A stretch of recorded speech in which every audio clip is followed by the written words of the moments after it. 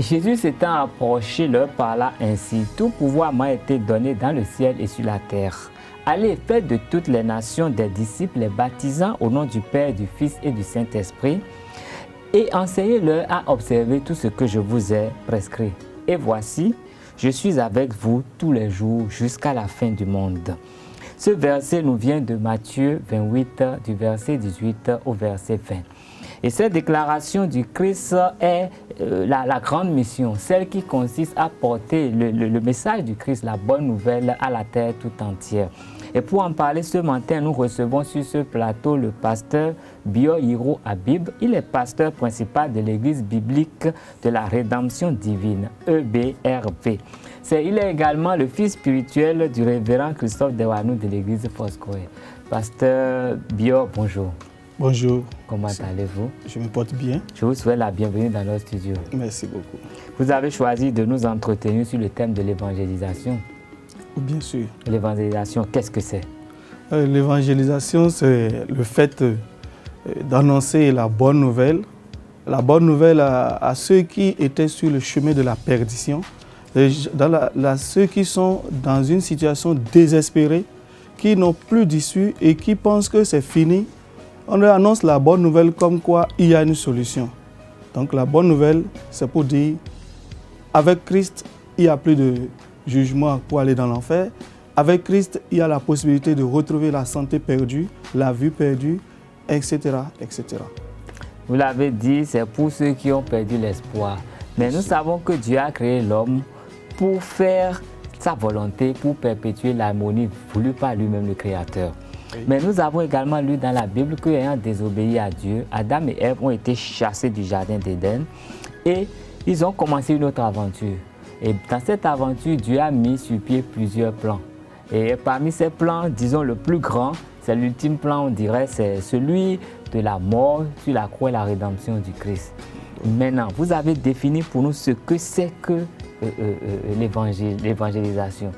Mais pourquoi faudrait-il évangéliser? Oui, il faut évangéliser pour montrer aux hommes, à ceux qui ne sont pas encore conscients, qui n'ont pas encore appris la nouvelle, que oui, il y a une solution, il y a un moyen de sortir, d'échapper au jugement et leur permettre de vivre cela, de recevoir déjà la vie éternelle dès leur vie, leur séjour ici sur la terre avant de quitter cette terre-là. Et à ceux-là aussi qui sont dans les liens de la captivité, la maladie, etc. Il faut quelqu'un pour leur dire non, vous pouvez sortir de cette situation. Et à ceux-là de leur rendre ministère, si possible, pour qu'ils sortent réellement de cette situation-là. Donc il faut nécessairement annoncer la bonne nouvelle. Oui, annoncer la bonne nouvelle, mais les premiers hommes dont on nous a parlé, est-ce que quelqu'un leur a annoncé la bonne nouvelle, à Adam et à Ève? Oui, Adam et Ève, ce sont eux qui nous ont entraînés dans cette situation qui fait que la colère de Dieu se manifeste contre l'humanité tout entière. Et Dieu, dans son amour infini, n'a pas voulu laisser l'homme dans cette perdition, puisque au début de la création, quand le Seigneur a fini de créer l'homme, il a trouvé que l'homme était parfait. Et il l'a mis dans un jardin où il sera tout le temps heureux. La mort n'était même pas programmée. Mais la désobéissance nous a entraînés dans beaucoup de situations désastreuses que nous continuons de vivre aujourd'hui. Alors, Dieu, dans son amour, a voulu que l'homme sorte de cette situation-là. C'est pourquoi il a envoyé le Seigneur, le Christ, pour que nous puissions recevoir cela. Et donc, Adam et Ève qui avaient commis ce péché-là, eux ils ne sont plus là pour bénéficier de ce plan de rédemption du Seigneur. C'est la descendance d'Adam qui pourra en bénéficier. Oui, mais là, qui peut évangéliser? Parce que nous sommes tous des descendants d'Adam et Ève, nous sommes tous des mortels, nous sommes nés dans le péché. Qui peut évangéliser? Oui, ça c'est une bonne question. Qui peut évangéliser?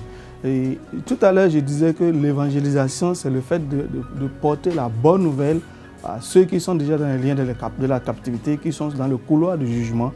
Donc, celui qui peut annoncer la bonne nouvelle, c'est celui qui a reçu Christ, celui qui est né de nouveau, qui a une relation personnelle avec le Seigneur à travers le Saint-Esprit. Donc si vous n'avez pas cette relation avec le Seigneur, si vous-même vous n'êtes pas né de nouveau et que vous n'êtes pas capable de jouir de la vie éternelle, comment pouvez-vous annoncer la bonne nouvelle aux autres? Naître de nouveau, voilà une grande expression.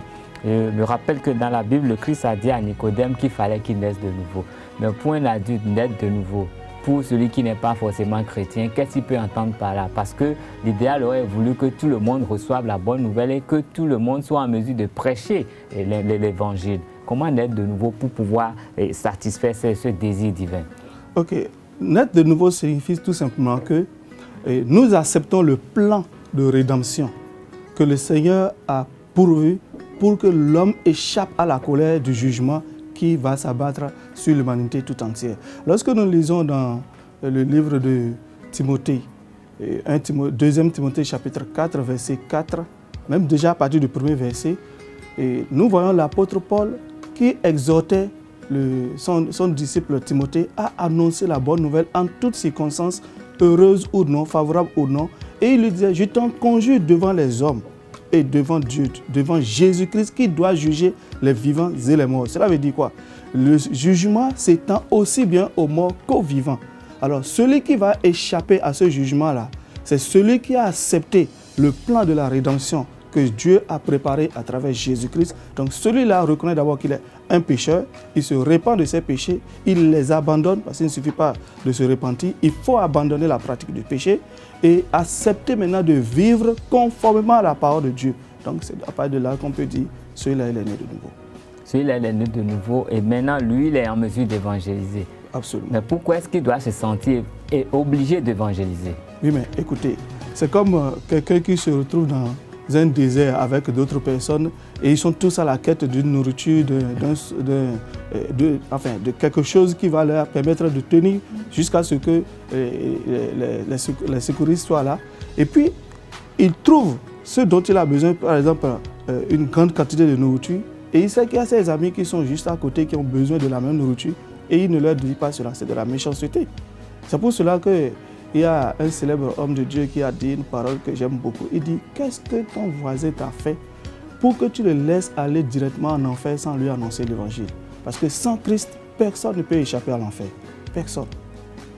Donc, si on aime son voisin, on doit lui prêcher l'évangile. Et on doit même prêcher cela avec une très grande urgence. Oui, mais je crois que ce que vous êtes en train de dire dans la vie pratique n'est pas aussi simple que ça. Bon, j'estime que j'ai un voisin qui c'est peut-être quelqu'un qui est plus aisé que moi, qui pense qu'il n'a besoin de rien, et puis je me pointe chez lui pour dire que je veux l'évangéliser. Il peut me mettre dehors, qui dit lui il a tout, il n'a rien à avoir de moi. Pourquoi je viens l'enquiquiner avec mes histoires d'évangélisation? Oui, si déjà à votre niveau, vous vous mettez en tête que mon voisin est suffisamment nanti, il est beaucoup plus nanti que moi. Non, je le dis parce que c'est déjà arrivé. Ok, si cela est arrivé, cela signifie tout simplement que vous n'avez pas su comment aborder ce dernier pour lui annoncer la bonne nouvelle. Parce qu'une chose est de vouloir annoncer l'évangile, mais autre chose est de savoir comment annoncer l'évangile. Donc cela veut dire tout simplement la stratégie pour annoncer l'évangile, c'est quelque chose qu'il faut apprendre. Oui, mais comme nous y sommes, parlez-nous-en. Oui, et pour parler des stratégies pour annoncer l'évangile, d'abord je vais parler de quelqu'un qui est né de nouveau tout juste, tout simplement. Quelqu'un qui est né de nouveau et qui n'a pas encore une grande expérience avec le Seigneur, il peut quand même commencer à annoncer l'évangile. Quand nous regardons l'exemple de la femme samaritaine dans Jean chapitre 4, lorsque elle a fait la rencontre du Seigneur Jésus-Christ, nous allons voir que immédiatement cette femme, elle a fait quelque chose. Elle a laissé la cruche d'eau qu'elle tenait au puits. Elle a couru pour aller en ville pour dire, venez voir, j'ai rencontré un homme. Celui que les Écritures avaient annoncé, un Messie, il m'a raconté ma vie. Ça veut dire quoi? Déjà, à partir de l'expérience que vous avez vécue avec le Seigneur, ce qui vous a poussé à recevoir Christ, vous pouvez partager cela avec une tierce personne. Et le Saint-Esprit peut utiliser cela pour toucher cette personne-là. Et quand on dit annoncer, partager cela avec quelqu'un, on appelle ça en termes appropriés le témoignage. Et le témoignage se fait en 3 points. 3 points essentiels. Le premier point, vous allez pouvoir dire, vous devez dire ce que vous étiez avant de rencontrer ce Christ. Quelle était la vie que vous meniez? Ensuite, comment vous avez rencontré ce Christ? Et enfin, ce que vous êtes devenu après avoir rencontré ce Christ. Donc voilà des éléments très importants pour quelqu'un qui vient de naître de nouveau, qu'il peut utiliser pour déjà commencer à partager sa foi. Bon, maintenant, pour quelqu'un qui a une certaine expérience, il va certainement apprendre comment il fait et comment il faut faire pour aborder les autres. Parce que vous voyez, quelqu'un avec qui vous n'avez pas une bonne relation, un voisin, vous ne vous entendez pas, ou bien bon, vous l'avez tout le temps ignoré, Et puis un beau jour, vous vous pointez devant lui pour dire, je vais vous parler de Dieu. Il va vous foutre dehors. Parce que vous n'avez jamais eu de rapport avec lui, vous n'avez jamais eu de contact avec lui. Vous vous présentez devant lui comme un bossu pour dire, je vais vous annoncer l'évangile. Ça ne peut pas aller. Il faut donc apprendre à entretenir de bonnes relations avec le voisinage. Et si vous regardez le parcours du Seigneur Jésus, partout où il allait, il avait une bonne relation avec tout le monde. Et même ceux qui ne partageaient pas sa foi l'acceptaient. Mais aujourd'hui, c'est difficile pour beaucoup de chrétiens d'avoir de bonnes relations avec les autres qui ne partagent pas leur foi. C'est vrai que cela est devenu aussi le propre des autres religions, de certaines religions, où on pense que si vous ne partagez pas telle foi, vous êtes un ennemi. Mais le chrétien ne doit pas se mettre dans cette position-là. Il doit comprendre que je dois entretenir de bonnes relations avec tout le monde. Est-ce qu'on doit comprendre que l'évangélisation commence d'abord par le comportement de l'individu lui-même? Absolument. Le respect de soi, le respect des autres et le fait de créer une harmonie entre les autres et soi. Absolument. Parce que dans l'épître que Paul a adressé aux Corinthiens, au chapitre 3, la Bible nous dit que nous sommes une lettre écrite de Christ. Cela veut dire, à travers la vie que quelqu'un mène, on doit pouvoir reconnaître en lui un enfant de Dieu. Si votre vie est en porte-à-faux avec ce que vous dites, personne ne vous croira, personne ne vous suivra. Mais lorsque votre vie, ça impacte les autres, ils se rendent compte que mais vous croyez en quelqu'un, vous croyez en quelque chose, celui-là, il sera ouvert à vous, il va recevoir la parole qui vient de vous. Donc c'est important d'avoir une bonne attitude, une bonne conduite dans la société. Donc le premier pas de l'évangélisation, c'est d'abord le travail personnel qu'il faut faire sur soi, se faire accepter, prendre témoignage par sa vie de ce qu'on est vraiment un témoin du Christ. Bien sûr. Eh bien, vous, pasteur Bio Hiro Habib, vous êtes venu à Cotonou dans le cadre d'un séminaire que vous allez animer à partir de demain et qui parlera justement de l'évangélisation. Oui. Est-ce que vous pouvez nous brosser quelques mots au sujet de ce séminaire? Oui, c'est un séminaire qui commence demain à partir de 19h à Foursquare Sikekoji. Et nous aurons l'occasion d'aborder les différentes stratégies qu'il faut adopter pour pouvoir atteindre même ceux qui sont très durs. Parce que vous savez, il y a des catégories de personnes qui sont très dures. Et pour leur prêcher l'évangile, si vous ne savez pas comment il faut le faire, vous ne pouvez pas les amener à Christ. Donc nous voulons apprendre les stratégies. Et aussi, il y a des manières très rapides, en quelques minutes, d'annoncer l'évangile et même avoir un petit regroupement de personnes pour pouvoir entretenir ces gens dans ce que nous appelons le discipulat. Quelques minutes pour annoncer l'évangile, nous sommes sur ce plateau et il y a beaucoup d'amis internautes qui sont en train de nous suivre. Pourquoi ne pas leur donner quelques-unes de ces recettes qui pourront leur permettre, si ils ont déjà reçu le Seigneur, de pouvoir également évangéliser dans leur environnement? Oui, je crois que je l'avais déjà annoncé tout à l'heure quand je parlais du nouveau converti qui devrait déjà commencer à partager son témoignage qui se fait en 3 phases. Donc à ce niveau-là, c'est possible pour toute personne qui a envie de partager sa foi, tout chrétien né de nouveau, qui a envie de partager sa foi, de faire cela en ces 3 points, ce que j'étais avant de rencontrer Christ, comment j'ai rencontré Christ et ce que je suis devenu après l'avoir rencontré. Maintenant, pour ce qui reste les autres stratégies, convenez avec moi qu'on ne peut pas en quelques minutes. Non, mais dites-nous, j'en voudrais quand même une, parce que ce serait peut-être pour ma propre gouverne. Bon, je vous inviterai d'abord à participer au séminaire qui commencera demain.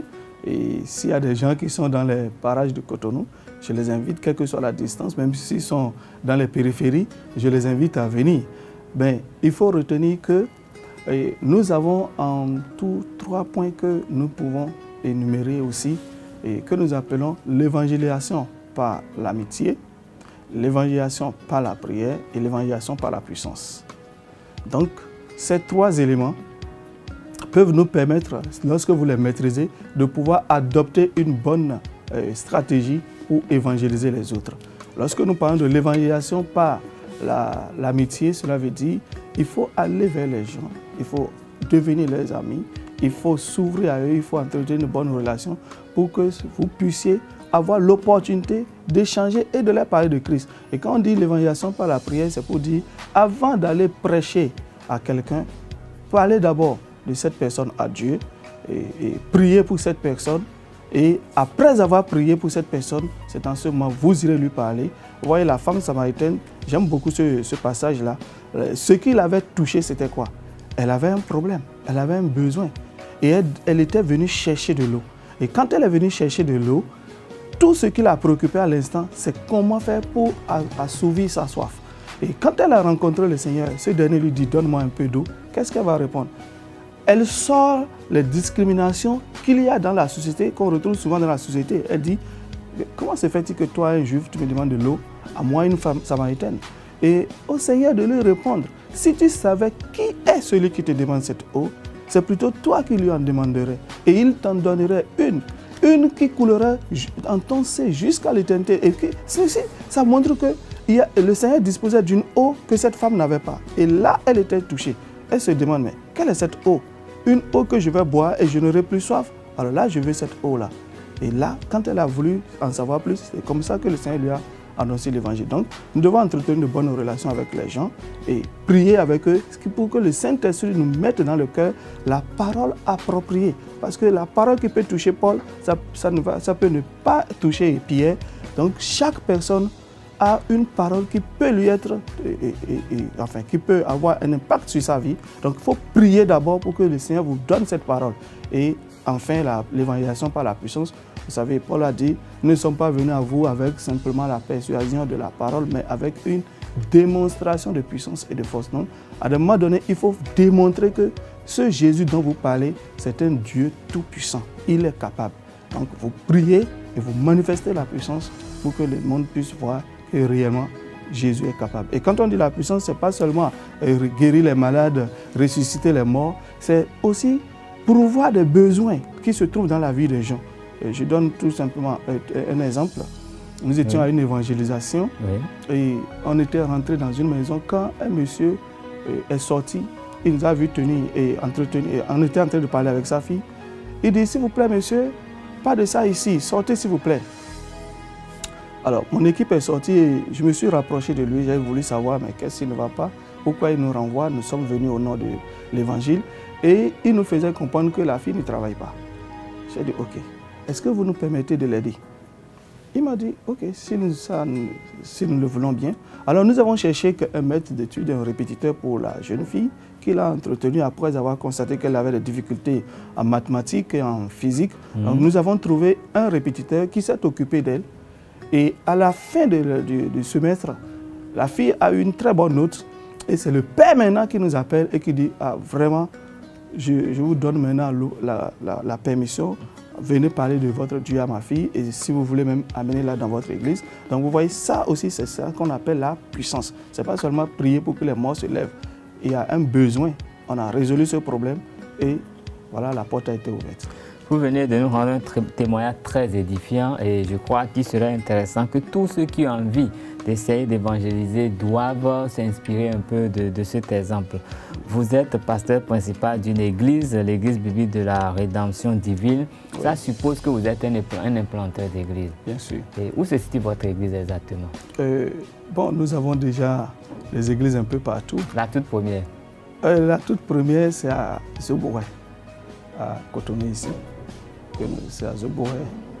Et c'est ce que je peux dire. Mais actuellement, le siège, nous l'avons ramené à Calavi, à Boumi-Calavi, parce que nous avons fait plus de 10 ans à Zobouré. Nous avons commencé là-bas en 2003. Et nous sommes restés là pendant un bon moment. Je peux dire que c'est là que nous avons pu expérimenter réellement ce que nous avons reçu de nos pères spirituels. Et je profite pour rendre grâce à Dieu pour la vie du révérend Thévano Christophe, qui m'a beaucoup impacté. Et aussi un autre homme de Dieu qu'on appelle Benjamin Egbadji, qui m'a beaucoup formé dans le ministère. Et j'ai beaucoup bénéficié de ces hommes-là. Et aujourd'hui, notre ministère est en train de faire son petit bonhomme de chemin. Nous sommes en train de nous installer aussi dans le Nord. Et je viens d'une mission comme ça, de Parakou. Nous sommes allés implanter une autre église. Ok, j'ai voulu savoir où était la première église parce que je sais qu'il paraîtrait que dans le temps, le quartier dont vous venez d'évoquer le nom n'était pas un quartier facile pour les chrétiens. Oui. Mais vous avez réussi à implanter une église là. Et je suppose que vous avez commencé ce travail par l'évangélisation à Zobouré. Oui. Comment ça s'était passé? Toujours pour pouvoir édifier nos internautes sur tout ce qu'on peut avoir traversé pour réussir une évangélisation et vraiment faire la mission pour laquelle nous sommes là. Bon, il faut d'abord comprendre que celui qui veut évangéliser simplement et celui qui veut faire une implantation d'église n'ont pas les mêmes approches. Ah oui, c'est quoi la différence? La différence est que l'autre qui est simplement un évangéliste, lui, il évangélise, il gagne des âmes, il les envoie dans les églises qui sont dans les parages. Mais le planteur d'église, c'est quelqu'un qui vient pour annoncer l'évangile et il n'annonce pas simplement l'évangile, il forme des disciples. Et quand il forme les disciples, il a besoin d'un milieu pour pouvoir former ces disciples-là. Et ce milieu, c'est ça qu'on appelle l'église. Donc il démarre une église et au sein de cette église, il forme des disciples. Et quand il voit que bon, ça atteint un certain niveau, il se déplace, il va encore ailleurs pour planter d'autres églises. Donc ce n'est pas la même chose. Celui qui a pour fardeau d'évangéliser simplement, il gagne une âme, il confie à quelqu'un, il continue son chemin. Mais l'autre, il est là, il fait de ce nouveau converti un disciple.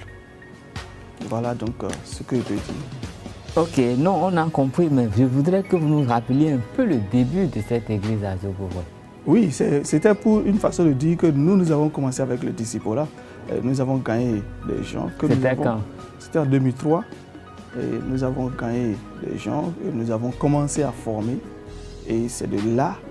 Et ça m'a pris du temps, cette première équipe de personnes qu'on a formées, ça m'a vraiment pris du temps. On a investi beaucoup. En général, nous faisons 3 ans de formation. Mais contrairement aux autres, nous avons fait près de 10 ans pour certains et 4 ans, 5 ans pour d'autres. Et c'est finalement en 2016 que nous avons ordonné la première vague de pasteurs. Et comment se porte cette église aujourd'hui? Bon, je peux dire, je rends grâce à Dieu. Vous savez, et tous ceux qui étaient doivent affronter des défis. Nous avons eu notre part de défis, nos épreuves, comme dans le cas de Job. Mais nous rendons grâce à Dieu, nous sommes en train de nous relever. Et c'est d'ailleurs ce qui nous a permis d'aller vers d'autres milieux, d'autres localités. Et nous avons l'ambition d'aller même au-delà des frontières du Bénin. Et dites-moi, pasteur, quelle part prenez-vous dans l'unité du corps du Christ? Parce que voilà, vous avez votre église qui est en train de grandir, mais l'église, elle est une et indivisible. C'est l'église du Christ et c'est le corps dont le Christ est la tête. Et vous, dans votre position de pasteur, qu'est-ce que vous faites pour que l'unité du corps de Christ soit une réalité, pour que l'évangélisation soit l'œuvre commune? Voilà, et vous savez, si vous êtes un homme de Dieu et que vous ne prêchez que pour votre paroisse, vous n'irez point loin. Il faut se mettre en collaboration avec les autres. Et l'apôtre Paul a compris cela. La Bible nous dit dans le livre de Galates que 14 ans après avoir reçu Christ, après avoir commencé le ministère, l'apôtre Paul est allé tendre la main d'association à Céphas et aux autres qui étaient dans le ministère avant lui. Donc cela veut dire nous travaillons avec les autres ministres de Dieu que nous savons qu'ils sont réellement des hommes de Dieu, d'authentiques ministres de Dieu. Et le travail que nous faisons, quand par exemple nous sentons qu'ici nous avons un besoin qu'un autre homme de Dieu peut satisfaire, nous sollicitons ce dernier plutôt que de vouloir faire cavalier seul. Et quand tout dernièrement j'étais au nord, nous étions là pour l'installation des écoles du ministère. La BRS, ça vient des États-Unis, c'est une école qui permet de former aussi beaucoup de serviteurs de Dieu, beaucoup de ministres, je veux dire, des chrétiens pour leur apprendre à exercer les différents dons du Saint-Esprit. Nous l'avons fait avec toutes les églises. On n'a pas mis une église à part, nous avons travaillé en collaboration avec tous les pasteurs qui ont voulu se joindre à nous. Et nous avons fait une invitation que nous avons adressée à tout le monde. On n'a pas fait de discrimination. Et c'est pareil également dans presque tout ce que nous faisons, et comme par exemple Judea Harvest, comme Luc 10 Transformation. Donc à chaque fois, nous tendons la main aux autres et nous essayons également de travailler en collaboration avec les autorités du pays, les autorités religieuses, nos pères, parce que nous avons les présidents des associations des églises. Donc nous faisons tout en collaboration avec ces derniers. Mais en une minute, vous allez me dire, avec la situation politique qui prévaut actuellement, qu'est-ce que vous faites pour que les choses, tout revienne à la normale et que le pays puisse te donner de l'espoir? Oui, je peux dire que nous avons commencé des regroupements que nous appelons cellules de prière. Et nous avons déjà lancé cela dans beaucoup d'endroits. Et à Cotonou ici, il y a des cellules, à Calavi, à Parakou, un peu partout. Nous avons des groupes de prière pour que le Seigneur puisse exercer envers nous sa miséricorde, nous donner un peu plus de grâce. Pasteur Bioye Ouabib, vous êtes le pasteur principal de l'Église biblique de la Rédemption divine, EBRD. Vous nous avez entretenu au sujet de l'évangélisation ce matin et vous nous avez enseigné que la première chose à faire avant d'évangéliser, c'est de vivre une vie de témoignage au Christ, d'être en harmonie avec tout le monde, de montrer l'exemple et après d'apporter la bonne nouvelle, de satisfaire aux besoins des gens, là où il y a des manques, de pouvoir aider les gens à se relever et avec la prière, notre évangélisation sera la bonne. Merci pour nous avoir aidés à faire cet exercice. Je vous dis merci à vous, chers amis internautes, que les bénédictions soient.